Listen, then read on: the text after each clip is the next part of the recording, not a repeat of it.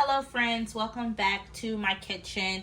If you're new here, hi, hello, my name is Chanel and I am an urban homesteader here in Zone 6B, St. Louis, Missouri.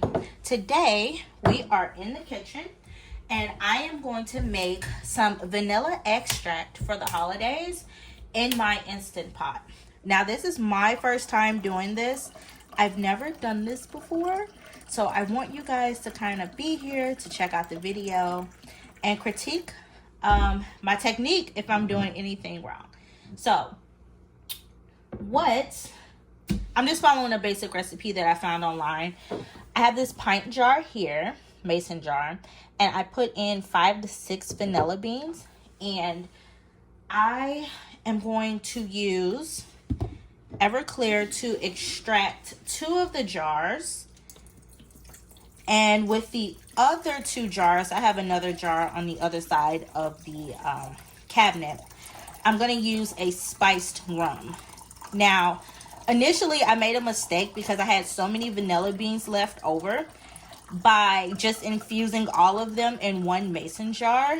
And I realized that, hey, that's going to be a little too strong. So I went ahead and I got some of the vanilla beans out and I separated them, and I ended up with 4 pint jars. So I filled these 2 with Everclear, and you should leave at least a 1-inch headspace. Okay, so about there. So I have these 2 here, and then this is the spiced rum that I'm using, and this was the original spiced rum vanilla bean extract that I started. And you see how dark this jar is? I didn't even make this instant. I just had a bunch of vanilla beans in here and they were just extracting and doing its thing. And guys, I'll be honest with you, it smells so good. It smells like vanilla, but it's gonna be way too strong because I had too many in there. So I ended up taking out some and separating them into 4 pint-sized jars. So 2 of the jars we're going to do just regular vodka, and the other 2 jars we're going to do a spiced rum. And what's nice about vanilla beans is that we can continue to infuse and reuse these vanilla beans so they won't go to waste. So I just put my lid on here. These 2 are my spiced rum. I should probably label them so I'll know which one is which. And then these 2 are my vodka Everclear vanilla extraction. I've never used one of these before, but it's an Instant Pot. I put it on pressure cook for 30 minutes, and then I made sure that it was sealed in the back. Now inside of here is this little wire rack, like a trivet, I think that's what they call it. I put that in there, and then I'm gonna load my jars in here. Oh, this is so scary. Oh, I can't put too many in here. So I got 3 of them in there, okay? And then I have this cup of water. I'm gonna put it in here. And then we're gonna let this do its thing for 30 minutes. I have it on pressure cook for 30 minutes, and then I'm just gonna hit start. And what this is gonna do is start infusing the vanilla beans, and I'm gonna naturally let all of the pressure come out of this machine for like an hour or so before opening it.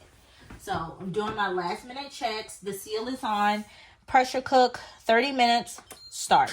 So I'm gonna let this do its thing. I actually have to run and go see a patient, and when I come back from seeing my patient, I will finish up a couple more kitchen projects. Okay friends, I am back. So this is finished. This is the vanilla, and I'm gonna take them out of this pressure cooker. And it smells so good, guys. It smells like vanilla in here. Okay. This is the one that was infused in vodka. It did change colors, but It's kind of sizzling a little bit, so I'm not gonna open it right away. Here is the one that was infused with the spiced rum, and as you can see, yeah, that's hot. Look at this dark color. So I know that one's gonna be really good. And here is the other one, again infused in vodka. So now that I'm finishing up this vanilla project, I am moving on to the apple cider vinegar.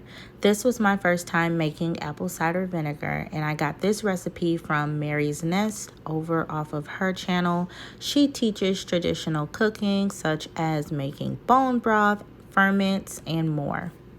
I highly recommend you check out her channel and learn a few recipes from there. Okay, so I did check the pH of this apple cider vinegar earlier, but I'm just going to recheck it one more time.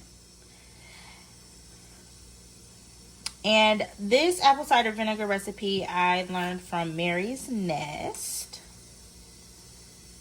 And I don't know if you guys, how good you guys can see that, but this is reading at a 3, between a 3 and a 2. So pretty acidic. It's okay to jar it up now. I'm gonna pour it in this bottle here. I got this from the Dollar Tree. Let me find my funnel. Okay, now I'm just gonna pour it right into this bottle.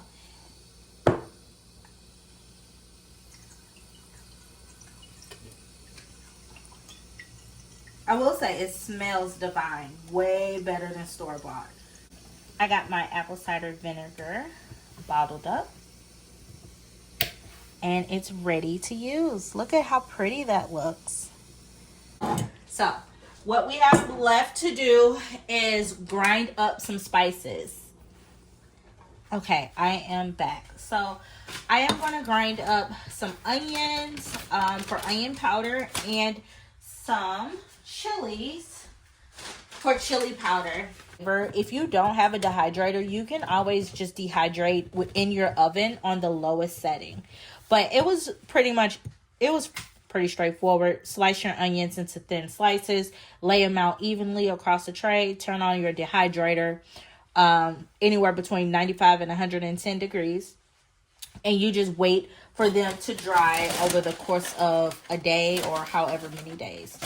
And you know they are completely dehydrated because they will snap in half like that. If they don't snap and they kind of wilt a little bit, they are not dry. They are not dry at all. So just make sure that your onions are completely dry, because if not, they will mold on you.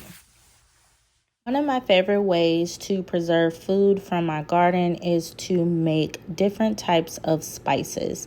I truly enjoy making different types of spice blends and using them in some of my homemade recipes. My long-term goal is to grow and source 80% of my food from my garden, and the other 20% I would love to source locally and from local growers and farmers. I am still a fairly new homesteader, so I really appreciate you guys joining me for this journey. So that is basically it for today, guys. This is my crushed red pepper. I like to put them in these little hexagon jars. I got these off of Amazon. They are a dupe from the Genesis Spices, but I'll be totally honest with you guys. I'm going to switch over to Genesis Spices because their jars are a lot bigger, and plus they are made in America. And these just stick to the side of my refrigerator, and I'll show you guys that in a minute. And then this is how my chili powder turned out. This is super spicy. I ended up using the Thai chili peppers from Burpee. They're a hybrid pepper, so I didn't save seeds from them, but the seeds make them extra spicy. And then this is my onion powder, and I use some homegrown onions, yellow, reds, and white. I kind of mix them up. And that is it, guys. Thank you so much for hanging out with me this evening, and I'll catch you all in the next video. So these are my little spices. All of these are homegrown. And I just stick them together on the side of the fridge, just like this. They are so cute. I love them. But I am going to switch to Genesis spices just because the jars are a lot bigger and they are made in America. They are a small women-owned business and I want to support them. So I'll catch you all later. Have happy gardening.